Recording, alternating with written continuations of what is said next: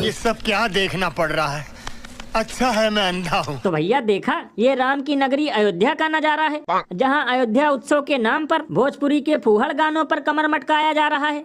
लेकिन लल्लन भैया, मुझे तो लगता है कि ये किसी शादी ब्याह के प्रोग्राम का नजारा है, वरना अब तक परमहंस आचार्य सरयू नदी में ये कहकर जल समाधि ले लेते कि सनातन का ऐसा अपमान मुझसे नहीं जा रहा देखा, और इसीलिए मैं नदी में कूद कर समाप्त कर रहा हूँ अपनी जीवन रेखा।